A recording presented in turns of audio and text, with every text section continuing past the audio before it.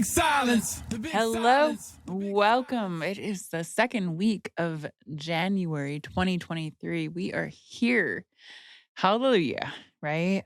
Um, we have made it to 2023 and I am so far. I have a new calendar. Do you all do this? I love to well, part of my, let's say, resolutions or intuition, whatever you want to call it. I have a new calendar that's more based on goals for the entire year, checklists. Because I am obsessed with checklists, but I'm bringing myself back to those checklists. But also with my checklist, it's not about doing everything at once. My goals are rebuilding the things that I've lost in the past 2 years. I'm from being in a different headspace from not only, as we know, what happened in 2020 and beyond, but also with still through my therapy, I've been realizing that I'm coping with a lot of trauma and healing through my mother. So I'm giving myself this extra grace where I have my calendars and I have the checklist of X amount of days I want to work out, X amount of days I want to meditate, X amount of days I get in the cold plunge or the sauna, or X amount of days I do self care, and X amount of days I have these different career and work goals, but also realizing that I don't have to check every box off and being okay with that.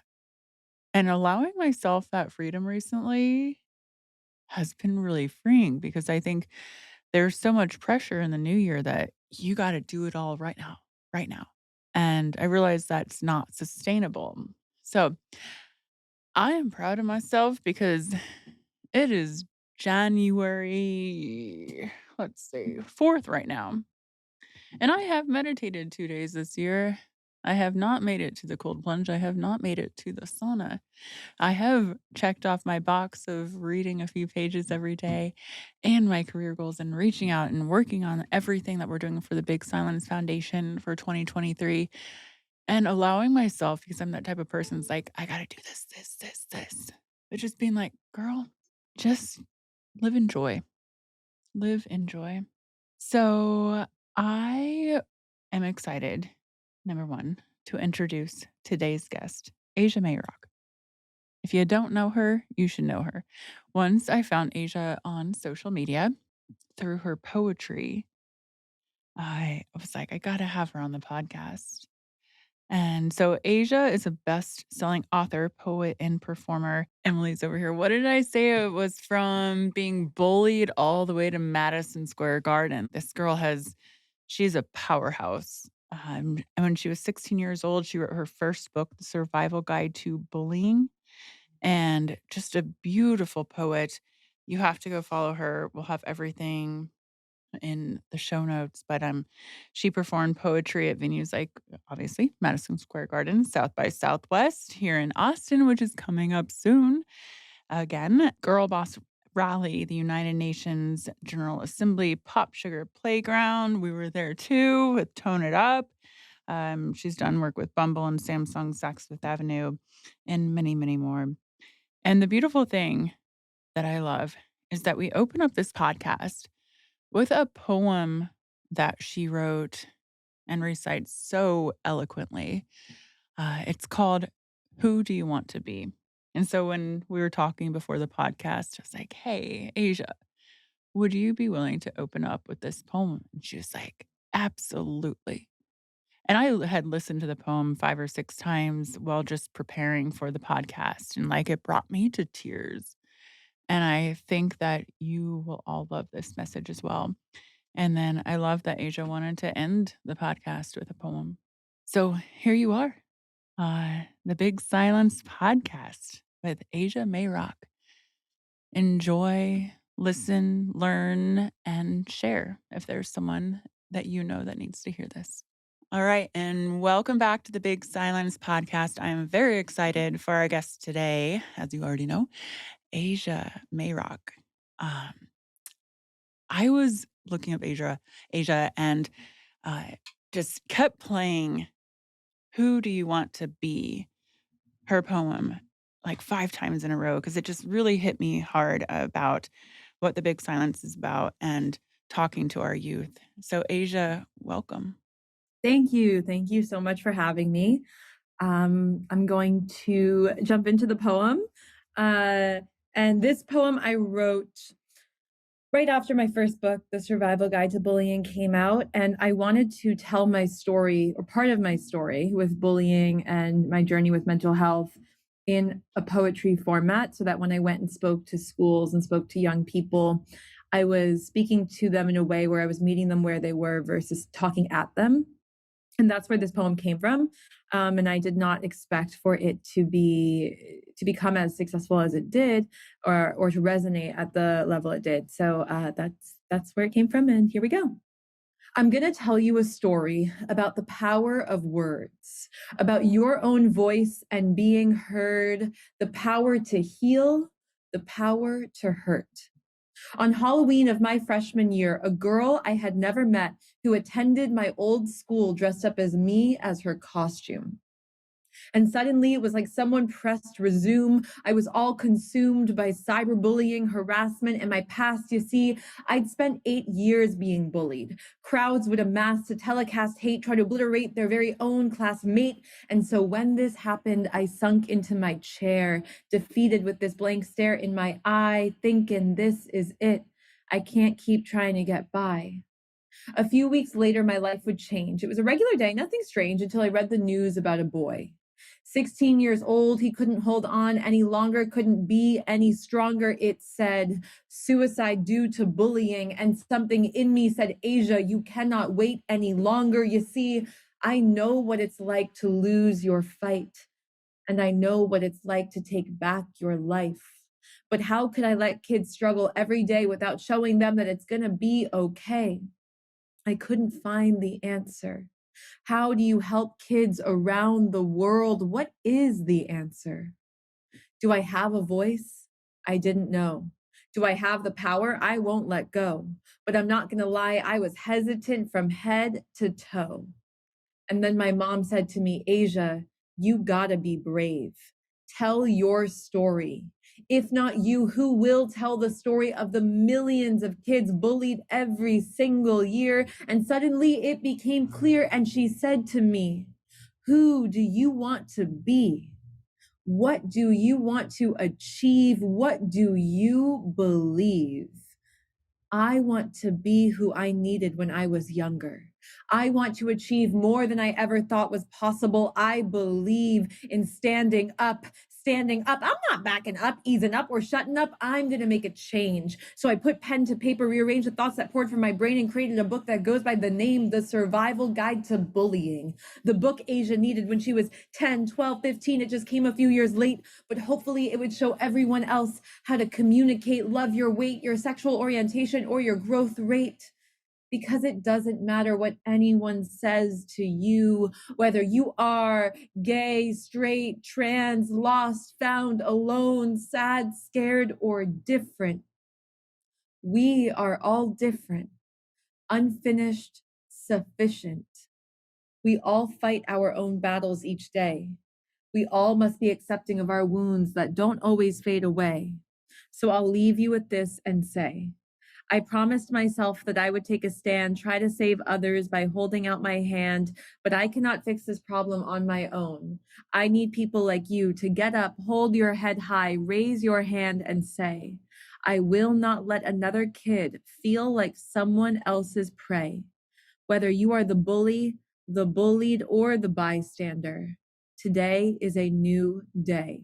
Stand up, don't back down, and be brave. Thank you. Well, that wraps it up. Jeez, I think anyone listening here, let's just take a deep breath in right now and exhale it out. Your words are so powerful, Asia, and thank you because that message has hit so many of our youth across the world, and the power and the confidence of someone. I decided I was going to name this podcast, being bullied all the way to Madison Square Garden. Oh, I love that. Thank you. All right. Well, let's take it back to little Asia, where you came from and what it how you got here just as a child and what you were experiencing, um, and how you I have so many questions, especially for the youth. As you know, and we were talking before this, like I grew up in the 90s when no one was talking about mental health and like you were just on your own. Mm, And you have such a strong voice and the ability to change so many lives. And I'm glad that your mama told you to have a voice and speak up. mm. Um, but let's go back. How was it? So you grew up with a speech impediment and you were bullied. Yeah, so I had 2 speech impediments. I had a lisp and a stutter and some learning disabilities, and the bullying really began with the way I spoke. I would come to school in 3rd grade, and my classmates would just mock the way I talked. So they would say, "What's that, Ava? What do you have to say?" Mimicking my lisp, or my stutter. And unfortunately, many of my teachers actually joined in on the bullying as well. It was a really, really Wow. mob mentality type of environment, which is actually very common in a lot of schools. That went on, and I did speak up in the beginning, and I did ask for help as things got worse. But unfortunately, very quickly, I gave up on myself, and I just kind of took it, and I got quiet, and I kind of retreated to a shell of myself, and stopped advocating for my own mental health and my own situation. And that's something to this day that I regret, and that I really speak out a lot on when I talk to young kids that might be going through it. But I wound up going through it for 8 years. And when I was in ninth grade, a girl that I had never met who went to my old school dressed up as me for Halloween. And she posted this picture online and it kind of went viral in the community. And I got death threats and hate comments and cyberbullying at a level I had never experienced before. And I didn't have any like public social media at the time. Like I was a regular high school kid. And at that point, I hit a really low place with my mental health. And thankfully, at that point, I did open up to my parents and I kind of let the floodgates open and told them about what I had been dealing with for so many years. That period turned into a period of a lot of processing and healing, and also creating. And is when I began to write my first book. Okay, so take me back. I was just in awe when you said the teachers joined in. I mean, I please pray that today we have educated ourselves on the effects of bullying and what it does to the youth. Have you ever gone back to speak to your teachers? Not to the teachers that I had at my school, but when this cyberbullying incident happened, I went to the school and I spoke to the administrators, that were, like, high up at the school, and I told them, you know, "I don't want this girl to get in trouble, but I need you to know what's happening in your school and what's been happening, because if someone hurt themselves because of this behavior that doesn't begin and end with me, um, I would feel guilty that I didn't tell you that this was a problem." And they looked at me and they said, "Well, what are we supposed to do?" And so that is I found a very common, or I don't know if it still is, but it used to be a very common response where a lot of schools and administrators just felt kind of helpless in the face of rampant bullying. And in many ways, I understand why, because especially with social media and cyberbullying, it's impossible to control it. So that's what happened in my experience. Yeah, well, that's why you're out there doing the work that you do, and that's why we're here. Like, it's to us, it's awful. And so, what would a message a message for parents how to recognize in your kid that they are struggling and being bullied in school? I would say that there are signs early on that progressively can get worse. So that could be a change in eating habits, a change in grades, the school alerting you that, they're not doing well in school, they're not turning in homework, they're not participating in class. If you see that your child is more withdrawn and less open, and just my mom always says my entire body language changed. Like I became my posture completely changed. I was very hunched over and my head was looking towards the ground always. I started changing the way I dressed and wore very baggy clothes because I was struggling with my body image, and my eating habits changed. And there are changes, and unfortunately, sometimes they are a little harder to see. And everyone is so busy, and parents have an enormous amount on their plate. But I would say if you do start to see some of these types of signs, it's really important to try to have conversations where you can peel back the layers on what might be happening. And I think kids can do a very good job at building an emotional wall. That's something that I was incredible at and really not being willing to communicate.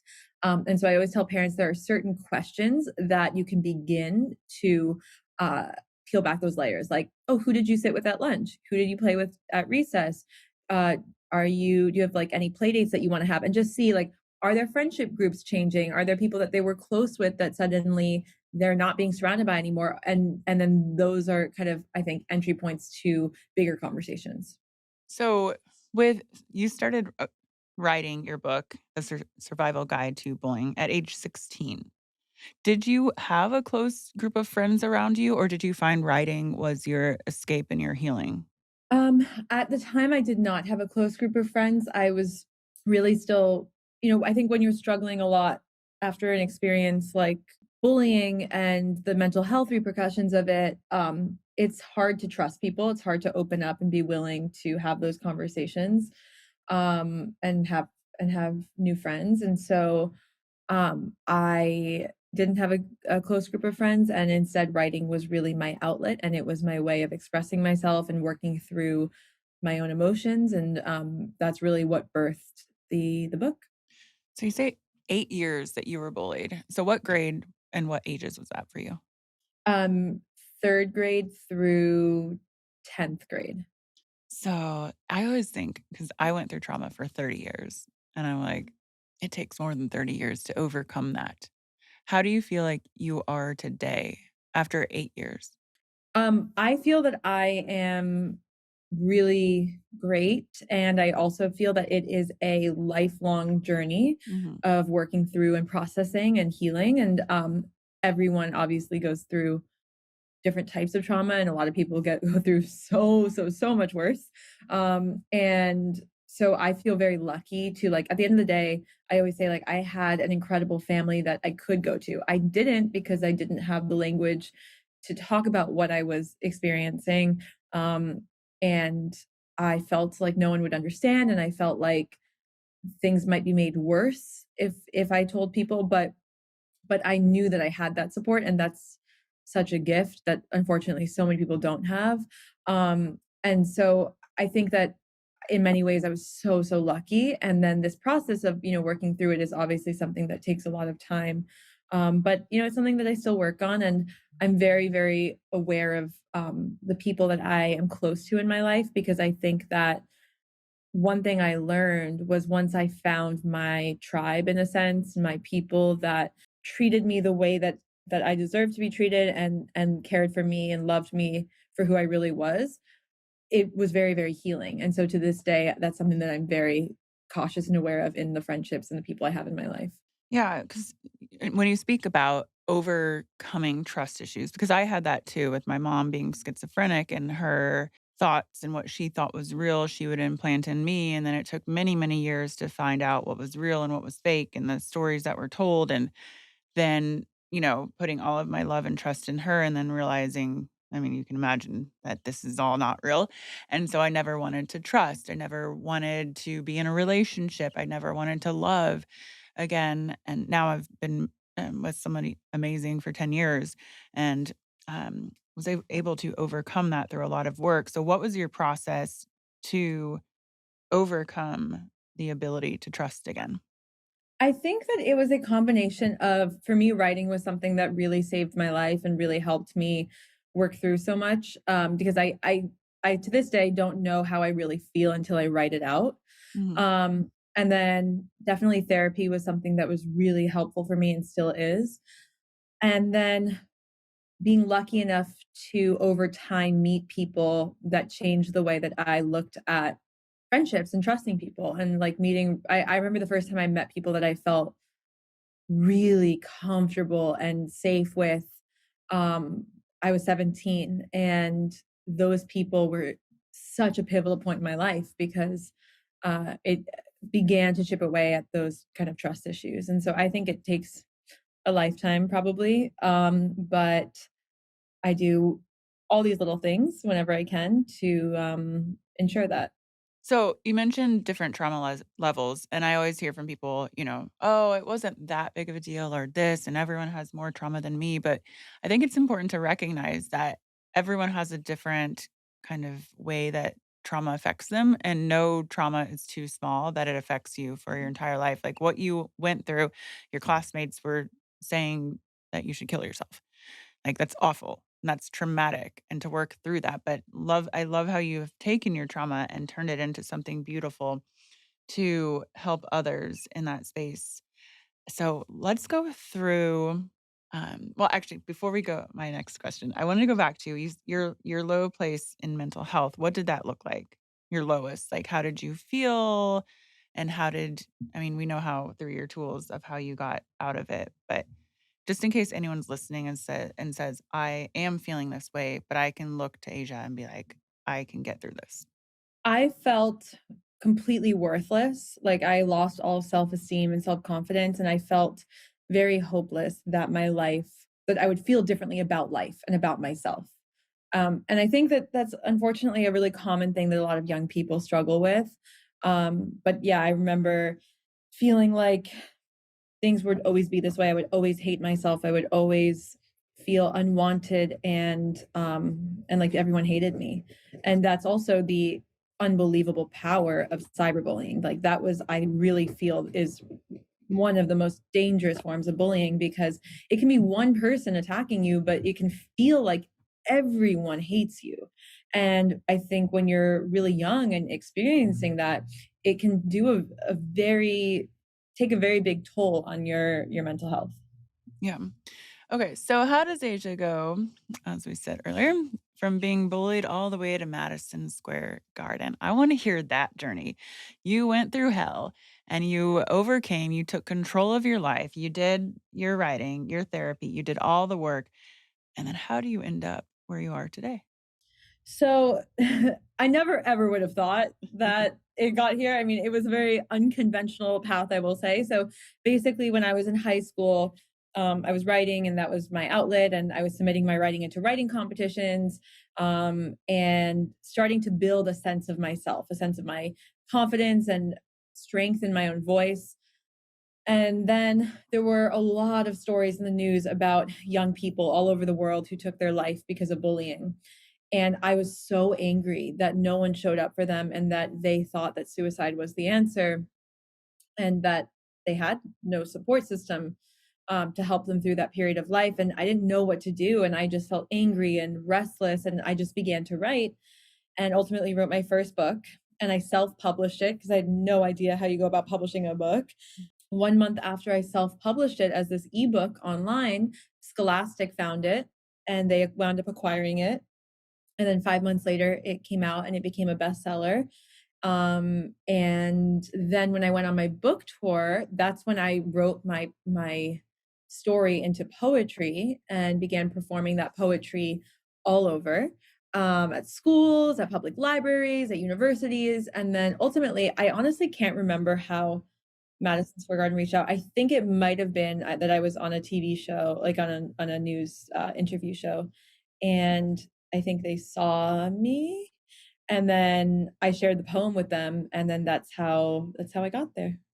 So, okay, I mean, I've gone there for a Billy Joel concert, but never on stage. So explain that process of you. I mean, I hope I'm sure you're so proud of yourself. I always say, I am damn proud of myself and the woman I've become from the girl that was just self-loathing and hurting herself. Um, I wanna know what emotions were going through you as you are walking onto stage at Madison Square Garden. Oh, okay, well, the so I wound up performing there a few times, and the first time I had bronchitis, and I was really, really sick, and I had no voice until and, like, I was it was like, obviously this is, a crazy dream that like, I was like, I'll never ever have this experience again. And I was backstage like chugging hot tea and just praying that I would have a voice for a few minutes. And thankfully I did. And I think when I rewatched the video, I couldn't even really hear that I was that sick, but I was very sick.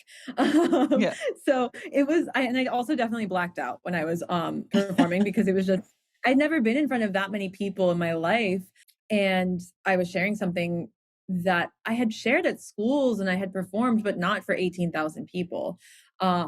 And there is something though about being in front of 18,000 people. It's so shocking to the system that I think it's so hard to even process that. So it's kind of like an out of body experience. It's truly like one of the most amazing feelings I've ever felt. Um, but it's completely bizarre because I think it's I mean, I'm also not an artist that is in stadiums all the Yeah. time. So, like, being in that space and having that experience is so out of body, mind-boggling, amazing. So, would you consider yourself an introvert or extrovert? Ooh, I think about this a lot because, I'm definitely introverted in many ways. Like, I can't be around people for, like, too long, but at the same time, I get my energy from being around certain kinds of people. Isn't there like a new term? I'm looking over at Emily. The new term, if you're not an introvert or extrovert, you're a there's something else like I know. Well, I just had to take a personality test, um, Oh, a Hogan thing for like a work thing, and they're like, "It's so strange. You're an introvert." I'm like, "Yeah." They're like, "But your job is talking to people and being on stage." I'm like, "Yeah, I love that, but then I just have to go hide in a cocoon for a few days." So nope, I totally hear you. oh, so Emily, she works with us at the Big Silence. She just sent me a question from Emily. How did you work through your speech impediments to perform vocally the way that you do? Your power blows my mind. Thank you.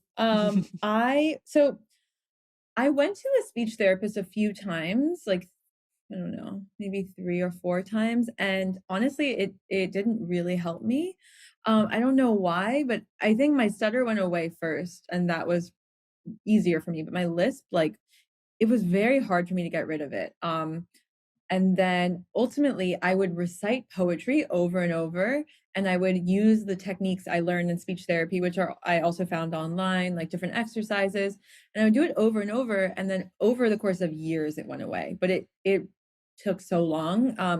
When I first started performing, when my book came out, I was still kind of insecure about my voice because I thought that maybe it would come out while I was performing or people would hear it, and I was just so used to being so mocked, like, through high school and middle school and everything about it, so it was just this insecurity that no one else could really see, but I really felt a lot, and ultimately, I think when I would perform over time, I fell so in love with it, and I fell so deeply into the performance that that part of my brain shut off, and I had already worked through more of the logistical aspects of a lisp, and then I recognized over time that it just wasn't showing up anymore. So, Did you notice people treating you differently once you did that work and you didn't have the speech impediments? it's hard to say because I was out of high school by then, so the people that I met didn't know me for Mhm. didn't know me having a lisp. Um, okay, back to Madison Square Garden. You go on stage, you rock it the first time, and then you said you've been there 2 or 3 times casually. You're like, "Oh, yeah, I've been there, like, 2 or 3 times." So what were the other 2 times like, and how do you process that? It was amazing. I have to think there's this woman, that saw me. I think it was through this interview show, and she wound up developing this partnership with me, and New York Liberty because New York Liberty is all around. I mean, it's WNBA, so it's all around. A lot of their messaging is around empowerment of women and girls and finding your voice and your kind of mission in life. And so she really gave me these opportunities, and I have so much thanks for her for that.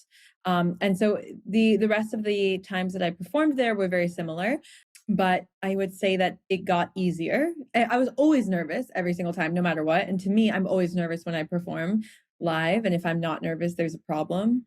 But it got easier and more enjoyable uh, the more times that I did it for sure. And then, like, I one time I think there was some issue with my mic or I don't know, something, and I learned so much from, things happening in front of so many people that might be out of your control, and learning to just kind of roll with it and stay in the heart and soul of the performing of poetry.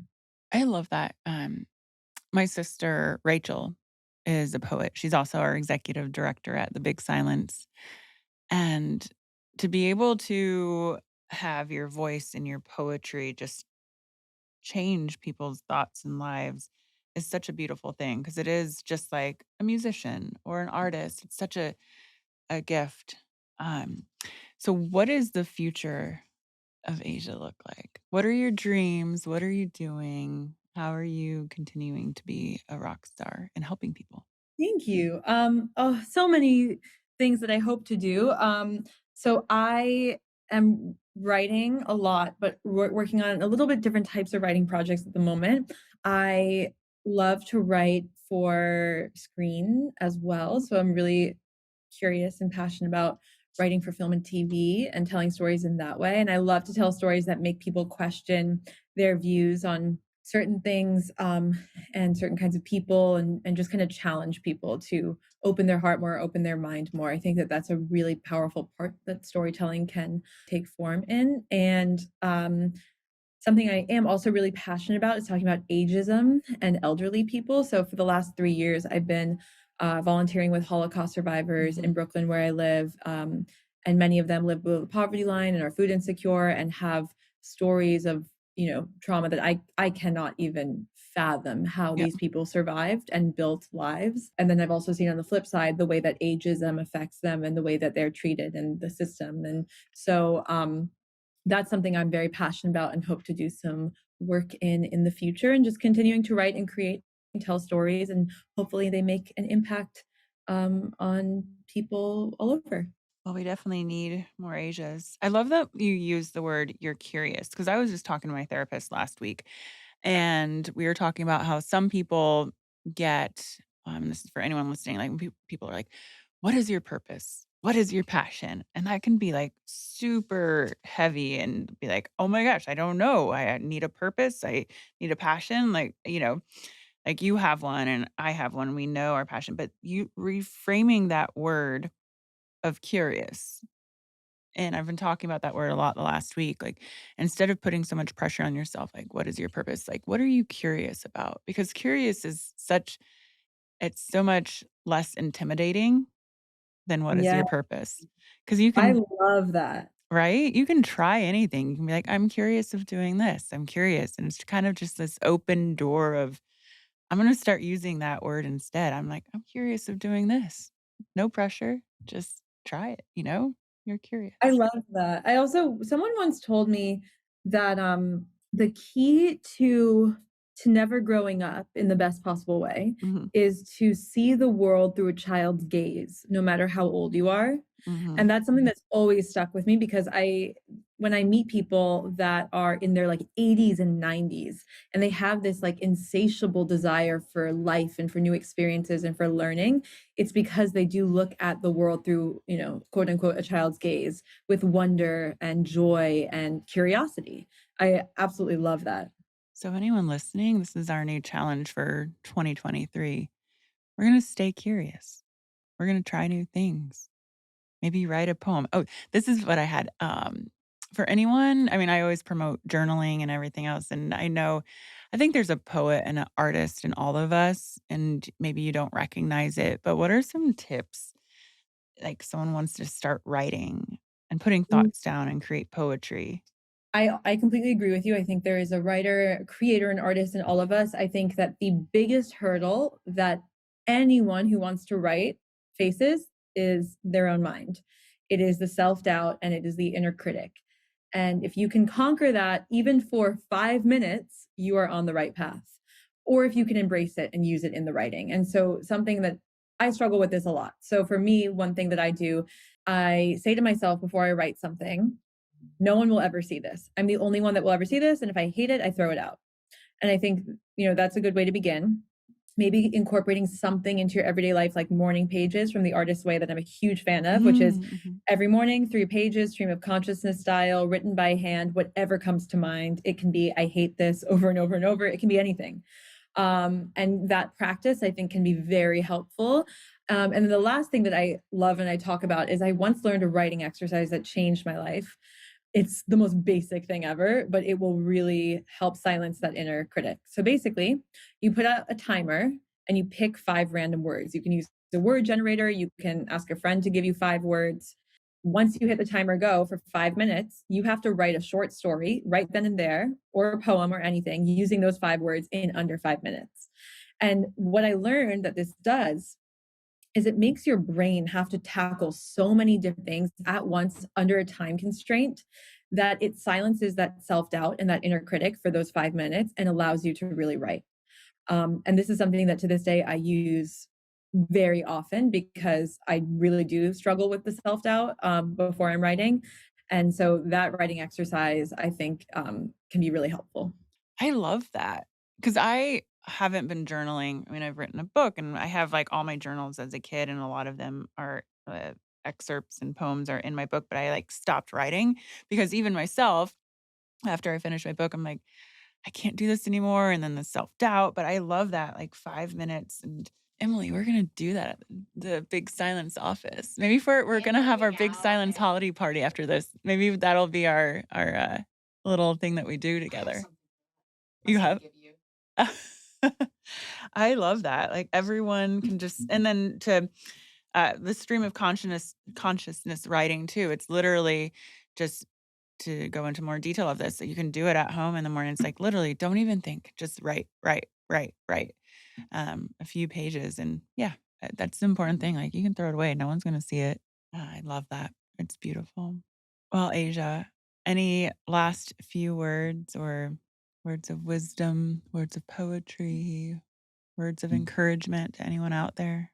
I would say that, there's a little short poem maybe I can read, super short, I I would promise. love Uh, I you could it can be long. I can listen to your poetry all day long here and be inspired. So, yeah, let's wrap it up with another poem from Asia. Let me find it because I think I might not have it by memory, so give me 1 second. Do you memorize all of them? Yeah, like, the one I performed is memorized. Most the long ones are all memorized. It's actually the Uh short ones that I don't have memorized. So weird. Um, there is a fire raging inside of you. Do not allow anyone to try to extinguish it. It is mighty, it is brave, it is you. And so on those nights when you think you are broken, remember the flame and feel it burn. Thank you, Aija Mayrock. The big silence. The big silence.